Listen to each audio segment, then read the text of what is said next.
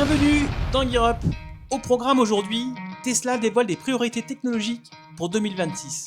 Un SUV chinois échoue lors d'une démonstration très médiatisée et la Chine envisage de limiter les accélérations les plus rapides du marché. Voici l'essentiel à retenir. Lors de son assemblée annuelle, Tesla a présenté plusieurs objectifs majeurs. Le premier concerne le Cybercab, un véhicule autonome, sans volant, ni pédale, pensé pour les futurs services de robotaxi.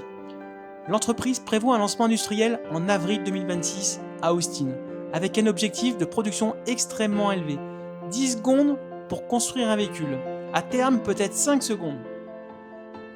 Tesla travaille également sur la seconde génération du Semi, un camion électrique. Les améliorations portent surtout sur l'aérodynamique, avec un coefficient de traînée annoncé à 0,36. Une usine dédiée doit entrer en activité fin 2025, avec une capacité visée de 50 000 unités par an. Autre annonce, le Roadster. Sa présentation est maintenant programmée pour le 1er avril 2026 et la production n'interviendra pas avant fin 2027, avec une date encore indicatrice.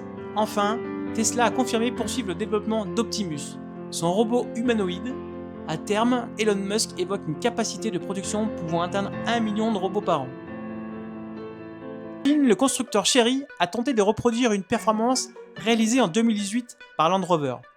Monter 999 marches de la Porte du Ciel, un lieu devenu symbole de communication automobile depuis l'ascension du Range Rover Sport.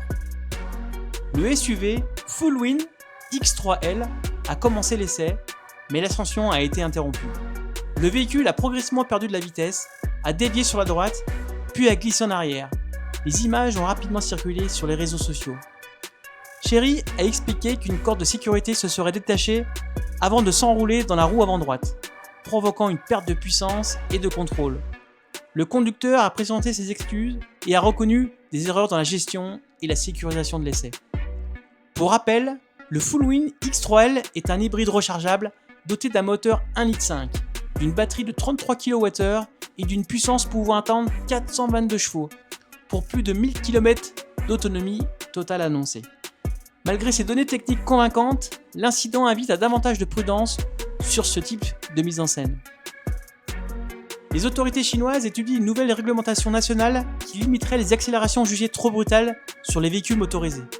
Le projet prévoit une accélération minimale de 5 secondes pour atteindre les 100 km/h, applicable à tous les types de motorisation, électrique, hybride et thermique. La mesure interviendrait alors que certaines voitures électriques atteignent aujourd'hui des niveaux de performance extrêmes. Parmi les exemples souvent cités, la Xiaomi SU7 Ultra, annoncée avec un 0 à 100 km/h en 1 seconde 98. Le dispositif serait désactivable, mais se réactiverait automatiquement à chaque démarrage. Cette proposition s'inscrit dans une révision plus large des normes de sécurité routière, regroupées dans un projet intitulé « Spécifications techniques pour les véhicules motorisés ». Conclusion, Tesla avance vers une automatisation plus poussée de la mobilité, Chery revoit ses procédures d'essai après un incident très commenté, et la Chine réfléchit à encadrer les performances d'accélération afin d'adapter la sécurité et la puissance croissante des véhicules.